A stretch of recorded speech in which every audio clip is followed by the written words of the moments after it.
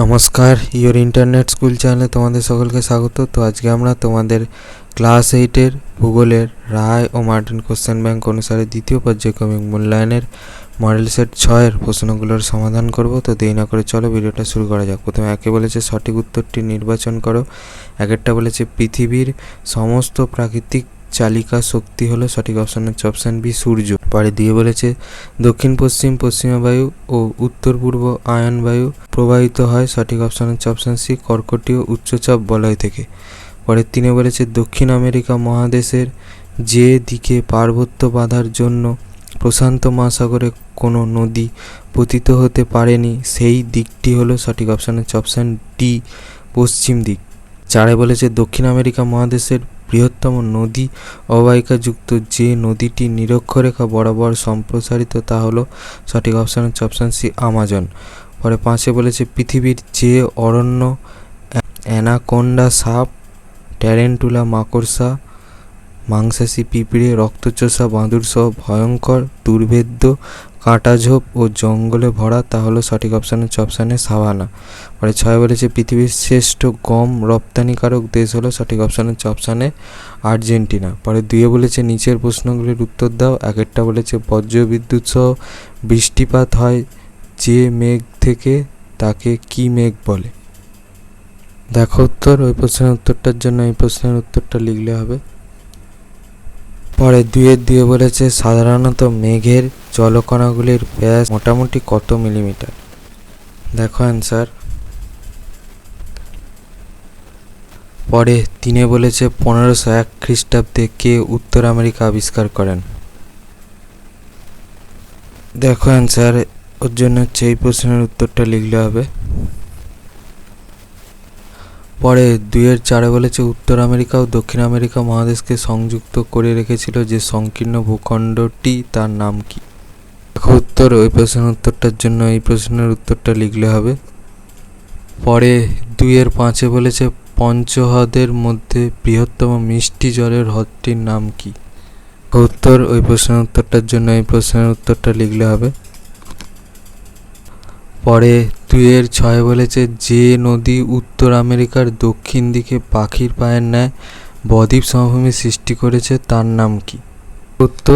উত্তরটা হবে হচ্ছে মিসিসিপি মিসৌরি। পরে দুইয়ের সাথে বলেছে প্রাচীন শিলাখণ্ড দ্বারা গঠিত উচ্চ মালভূমি যা হাডসন উপসাগরকে কেন্দ্র করে যে অঞ্চলটি অবস্থিত তার নাম কি? দেখো উত্তরটা হবে হচ্ছে কানাডীয় বা লরেন্সীয় উচ্চভূমি।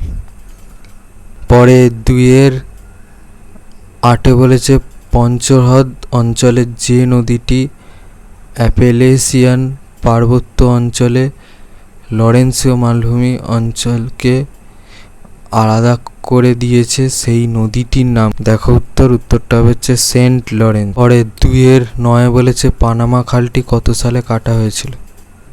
ওই প্রশ্নের উত্তরটার জন্য এই প্রশ্নের উত্তরটা লিখলে হবে। দুইয়ের দশে বলেছে কোন নদীর ওপর বিশ্বের বৃহত্তম নদী উপত্যকা পরিকল্পনা গড়ে উঠেছে? ওই প্রশ্নের উত্তরটার জন্য এই প্রশ্নের উত্তরটা লিখলে হবে। হচ্ছে টেনেসি নদীর ওপর। পরে দুইয়ের 11 বলেছে পৃথিবীর সবচেয়ে সুন্দর দেখতে জলপ্রপাতটির নাম কি? ওই প্রশ্নের উত্তরটার জন্য এই প্রশ্নের উত্তরটা লিখলে হবে। পরে দুইয়ের 12 বলেছে উত্তর আমেরিকা মহাদেশটির পশ্চিমের পার্বত্য অঞ্চলকে এক কথায় কি বলা হয়? এই প্রশ্নের উত্তরটার জন্য এই প্রশ্নের উত্তরটা লিখলে হবে। পরে দুইয়ের 13 বলেছে পৃথিবীর দীর্ঘতম পর্বতমালাটির নাম কি?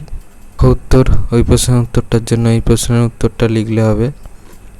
পরে দুইয়ের 14 বলেছে পম্পাস শব্দের অর্থ কি? এই প্রশ্নের উত্তরটার জন্য এই প্রশ্নের উত্তরটা লিখলে হবে।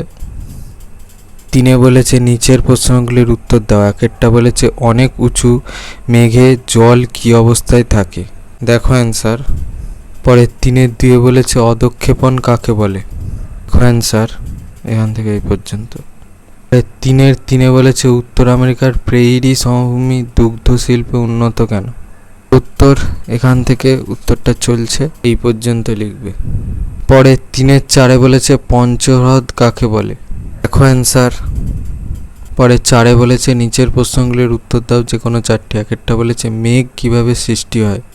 উত্তর, ওই প্রশ্নের উত্তরটার জন্য এই প্রশ্নের উত্তরটা থেকে তোমরা পাবে। এখান থেকে লিখতে শুরু করতে হবে। আচ্ছা, এই ছবিটা আঁকতে হবে, ছবিটা কিন্তু পেন্সিলে আঁকবে, এই পর্যন্ত লিখবে। পরে 4-এর দিয়ে বলেছে বৃষ্টিপাত কিভাবে ঘটে ও কয় প্রকার। ঘটের জন্য দেখো এই প্রশ্নের এই দ্বিতীয় প্রশ্নের উত্তরটা লিখলেই হবে। এখান থেকে এই পর্যন্ত লিখবে। এই ছবিটা পারলে আঁকবে, না পারলে আঁকার দরকার নেই। আর কয় প্রকারের জন্য দেখো এই প্রশ্নের উত্তরটা থেকে পাবে, এখান থেকে এই পর্যন্ত লিখবে। 4-এর 3-এ বলেছে পম্পাস অঞ্চলকে দক্ষিণ আমেরিকার শস্য ভাণ্ডার বলা হয় কেন। স্যার, এখান থেকে এই পর্যন্ত লিখবে। পরে 4-এ বলেছে পৃথিবীর বৃহত্তম নদী অববাহিকার 3টি ভৌগোলিক বৈশিষ্ট্য লেখো। তোর ওই প্রশ্নের উত্তরটার জন্য এই প্রশ্নের উত্তরটা লিখলে হবে, এখান থেকে এই পর্যন্ত লিখবে। পরে 4-এর 5-এ বলেছে দক্ষিণ আমেরিকার দক্ষিণতম অংশে যে জলবায়ু পাওয়া যায় তার সংক্ষিপ্ত বিবরণ দাও। তোর ওই প্রশ্নের উত্তরটা তোমরা এই প্রশ্নের উত্তরটা থেকে পাবে, এখান থেকে এই পর্যন্ত লিখবে। পরে 5-এ বলেছে নিচের যে কোনো 2টি প্রশ্নের উত্তর দাও। একটা বলেছে পশ্চিমা বায়ু কাকে বলে, এর শ্রেণীবিভাগ ও বৈশিষ্ট্য আলোচনা করো। দেখো উত্তর, ওই প্রশ্নের উত্তরটার জন্য এই প্রশ্নের উত্তরটা লিখবে। এখান থেকে উত্তরটা চলছে, এই ছবিটা আঁকতে হবে, ছবিটা কিন্তু পেন্সিলে আঁকবে, এই পর্যন্ত লিখবে। 5-এর দিয়ে বলেছে মৌসুমী বায়ু বলতে কি বোঝো, এর সংক্ষিপ্ত পরিচয় দাও। তোর ওই প্রশ্নের উত্তরটা তোমরা এই প্রশ্নের উত্তরটা থেকে পাবে, এখান থেকে অ্যান্সারটা কন্টিনিউ হচ্ছে, এই পর্যন্ত লিখবে। পরে 5-এর 3-এ বলেছে আয়ন বায়ু কাকে বলে, এর শ্রেণীবিভাগ করো এবং বৈশিষ্ট্যগুলি আলোচনা করো। দেখো উত্তর, এখান থেকে চলছে অ্যান্সারটা, এই ছবিটা আঁকতে হবে, ছবিটা কিন্তু পেন্সিলে আঁকবে, এই পর্যন্ত। পরে 5-এর 4-এ বলেছে চেরাপুঞ্জি ও শিলং এর মধ্যে দূরত্ব কম হওয়া সত্ত্বেও দুটি জায়গার মধ্যে বৃষ্টিপাতের পরিমাণগত তারতম্য হয় কেন। উত্তর, এখান থেকে এই পর্যন্ত লিখবে। এই ছিল তোমাদের ক্লাস 8-এর ভূগোলের রায় ও মার্টিন কোশ্চেন ব্যাংক অনুসারে দ্বিতীয় পর্যায়ক্রমিক মূল্যায়নের মডেল সেট 6-এর প্রশ্নগুলোর সমাধান। তো তোমাদের যদি ভিডিওটা ভালো লেগে থাকে তাহলে ভিডিওটাকে অবশ্যই লাইক করে দাও এবং আমাদের চ্যানেলটাকে অবশ্যই সাবস্ক্রাইব করে দাও। এই ধরনের ভিডিওর নোটিফিকেশান চটজলদি পেতে হলে আমাদের চ্যানেলটাকে সাবস্ক্রাইব করার পাশাপাশি পাশে থাকা বেল আইকনে গিয়ে অবশ্যই ক্লিক করে দাও, যাতে করে ভিডিও আপলোড হওয়ার সাথে সাথেই তোমরা তার নোটিফিকেশান পেয়ে যাও। আর দেখবি ভিডিও ডিসক্রিপশানে আমাদের টেলিগ্রাম এবং হোয়াটসঅ্যাপ গ্রুপের লিঙ্ক দেওয়া আছে, সেখানে তোমরা চটজলদি জয়েন করে যাও, যাতে করে সাজেশনের পিডিএফগুলো তোমরা ফ্রিতে এবং চটজলদি কালেকশান করে নিতে পারো। তো আজকের মতো ভিডিওটা এই পর্যন্তই, দেখা হচ্ছে পরবর্তী ভিডিও।